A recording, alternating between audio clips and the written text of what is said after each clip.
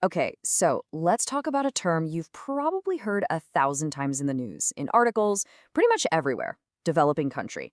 We all kind of nod along, but what does it actually mean? Let's really dig in and find out. I mean, just look at it. Our world is huge, it's complicated, it's incredibly diverse. You've got nearly 200 countries, billions of people, all with their own economies and cultures.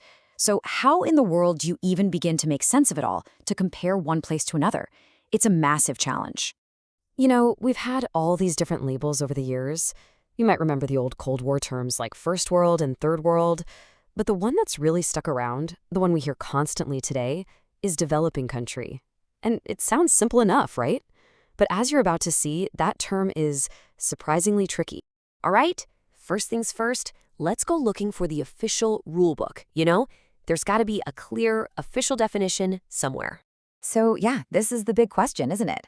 If major organizations like the UN and the World Bank are using this term all the time, there has to be some single agreed upon definition written down somewhere, right? Well, the answer is a little weird. And get this is straight from the United Nations Statistics Division. They say, point blank, that there is no official established definition for these terms.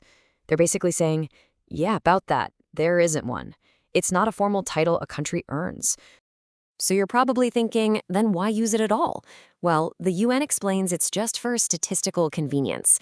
Think of it like a shorthand, a way to make it easier to group countries when you're looking at huge piles of global data. But, and this is a big but, they're really clear that it is not meant to be a judgment on how good or bad a country is doing. Okay, so if there's no official definition, then how do these big organizations actually decide who fits in what box? Well, a lot of the time, it just comes down to one thing: money. So let's follow the money trail. Take the World Bank, for instance. They're a huge player in all this, and their method is super straightforward. They just look at one number, the gross national income, or GNI, per person. Based on that number, boom, you're in one of four boxes: low income, lower middle, or high income. Clean and simple. But here's the kicker. Even the World Bank itself puts a big asterisk on this whole system. They basically say, hey, we group all the low and middle income countries together and call them developing, but this income number doesn't tell the whole story, which is a really important point, right? Even the people making the lists are telling us the lists are imperfect. And just to make things even more interesting, not everyone does it the same way. You've got the World Bank with its one number system. Then you have the International Monetary Fund, the IMF, and their system is a little more flexible. They look at income, sure, but they also ask other questions, like does the country sell a bunch of different things, or is it reliant on just one thing, like oil? How connected is it to the world's financial system?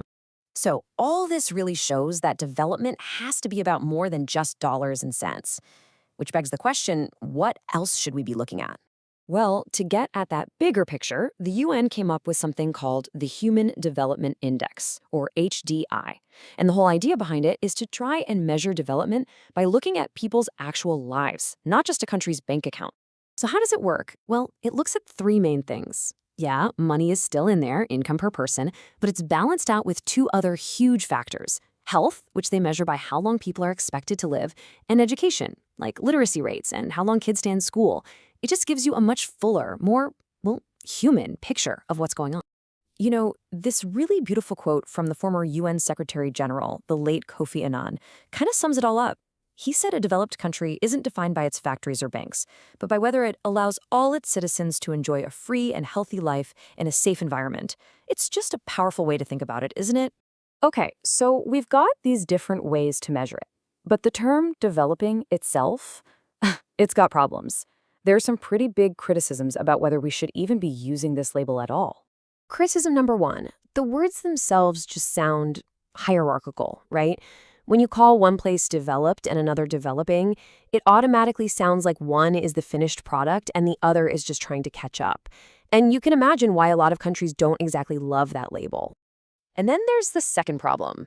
It's kind of biased. The whole idea of developing sort of assumes that every country wants to follow the exact same path, the one based on industrialization that was pioneered in the West.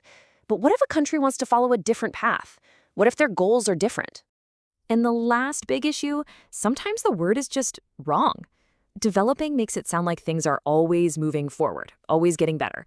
But for countries facing huge challenges, where things might be stuck or even going backwards, calling them developing can feel like a misleading, overly optimistic label that hides a much tougher reality. So, with all these issues, it's pretty clear that this simple two-box system of developed versus developing just isn't cutting it anymore. And you know what? The language is actually starting to change. We're starting to see these new in-between categories pop up, like newly industrialized countries. This is for places that have made huge economic progress, but aren't quite in the same league as the most advanced economies yet. It just goes to show you this whole thing is a spectrum, not a simple on-off switch. And check this out. This timeline from the IMF is great because it shows that nothing is set in stone. Countries can and do move up. They can graduate from being classified as a developing economy to an advanced one. I mean, look at South Korea, Singapore, the Czech Republic. They've all made that jump. It proves this is a dynamic, constantly changing story. So what's the takeaway here? The term developing country is, well, it's messy. It's a clumsy piece of shorthand with no single definition. It's got some pretty valid criticisms, but it's still everywhere. And now it's slowly being replaced by better, more specific language. All of which leaves us with a really big question to chew on.